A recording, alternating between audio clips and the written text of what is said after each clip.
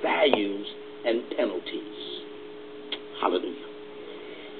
When you are loyal in the church, it forces you to be a hypocrite, because you have to look out for folk who ain't right and ain't gonna never be right. But there is a standard of righteousness that you have to project in order for this loyalty thing to work in the church. In the world, it is what it is. You my dog. This is how we roll. Whatever happens, happens. But it happens to us. There are people who are sitting up in prison right now, and all they have to do is turn state's evidence. But they're not going to do it. And that's not going to do it, not because they are afraid of what's going to happen to them when they get out. They just understand loyalty. They understand that we were crooks in it together. We knew, I can't preach to y'all, we knew what we were getting into when we first started. This did not just happen yesterday. We are criminals. We're partners in crime. We stand on the street corner and we are pushing and peddling crack, poison. This is what we do. We know the penalty. We know the consequences that will follow our choices if we get caught. And so whatever happens, happens. That's how we feel about it when you have that kind of loyalty. This loyalty is depicted from the cross. You got one guy who's been going in church and out of church. He's on one side of the cross. You have another guy who's never been to church nowhere. They're both hanging on the cross with Jesus. The Christian who is in trouble turns to Jesus and says, hey man, since you're the Son of God, why don't you get down off of here, free yourself and free me, and we both be out of here. That's the Christian. But the sinner says, no, you don't have to get me down here. This is my just payment. I just want you to remember me when you come into your kingdom.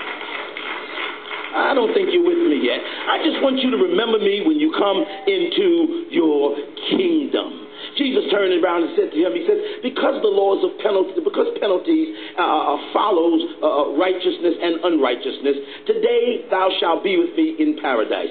The sinner asked for heaven. God said, I can't give you heaven until you go through the process, but I will give you paradise. And where was paradise at? Paradise was in hell. So Jesus said to him, since I'm going to hell, you come on and go to hell with me. Y'all are here. And then when he got into hell, when Jesus got into hell, he turned around to the man and said, I'm going to heaven. And since I'm going to heaven, why don't you come on and go to heaven with me? See, as long as Jesus is with you, then wherever Jesus goes, you go, and things are okay. Any of you have any dreams that someone came around and they burst your bubble? I'm not talking about the type of bubble that is a false sense of worth, where you wanted to be this great singer, but you're tone deaf, or where you wanted to, run a company, but you keep on spending up all the money. I'm not talking about things that you could fix, but you won't fix it. But I'm talking about really, really a dream, and you was looking for one person to affirm you, one person to speak that thing to you, to speak it into your heart. You know, when dreams comes in the form of clusters. Someone say clusters. When dreams come, it comes in the form of clusters. There's so many different things that you can dream about, and it happens all at the same time. And when you're in the position of dreaming, the dreams come from every different angle, from every different direction. And so you're thinking about opening up 5 businesses at one time. It's running through your brain, and you got to have someone that can temper you, someone that can say, calm down. Which one of these do you think that you could be the best at, and which one of these you can start right now? And then you get around that person, they tell you, and you talk, and after all they tell you, say, listen, won't you just, if your best deal is selling orange juice, let's start going around finding out who has the best oranges, and how can we get the best oranges for the lowest price? And you start that because someone spoke it into you. The minute you decide that you're going to get this thing going, you go and tell it to someone else that don't want you to start, that don't want you to be successful, that don't want you to go forth, that don't want you to be anything.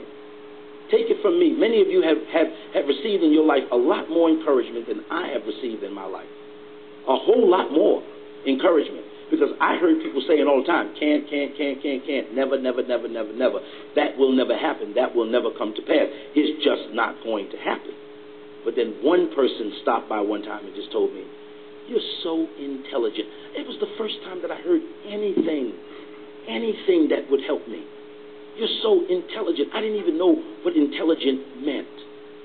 This woman was so skillful that she picked up the broken fragments of my balloon and somehow or another mended that thing back together again.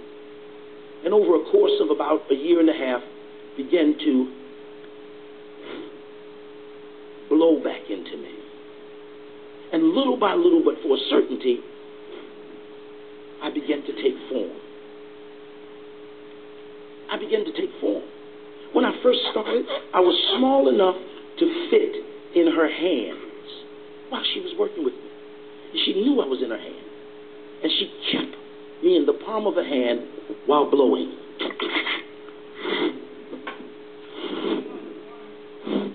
There was once a time when I first started that she could hold me. But as long as she was blowing, I was getting bigger and better. I started believing in myself. And before she could hold me with one hand, now to even pick me up, she would have to carry me with two. And still, I was so large that I was still exposed. And she didn't stop blowing. This woman bought my Easter clothes. Helped buy clothes for me to go back to school on the first day. If you're in New York City and you ain't got clothes to go back in school on the first day of school, you staying home. I'm sure about 11, 12, 13% of the kids don't go to school on the first day because they ain't got nothing to wear. Because the first day of school in New York City, it ain't about learning. It's about new gear. And she blew it.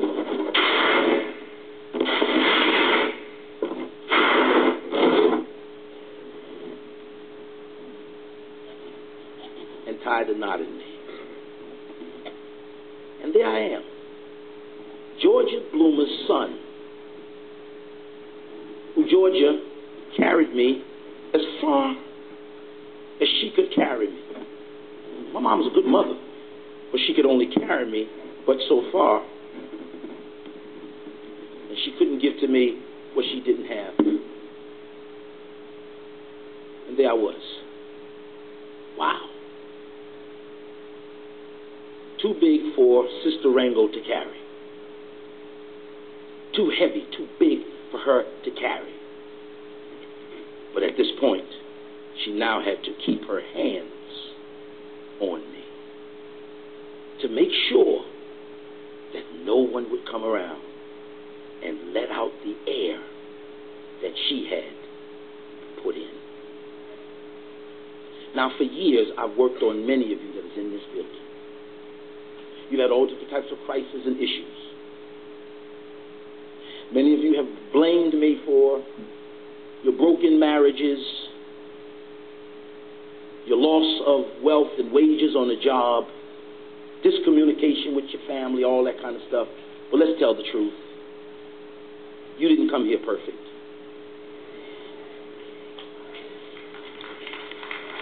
And when you walked in the door, the first thing I told you was, I'm not perfect.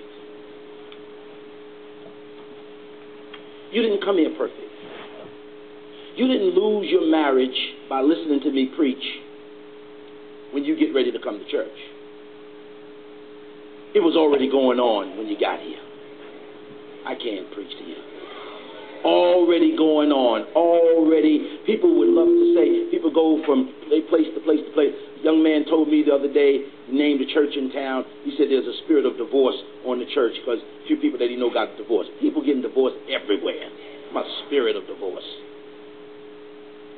You don't say there's a spirit of marriage over there when people are getting married, do you?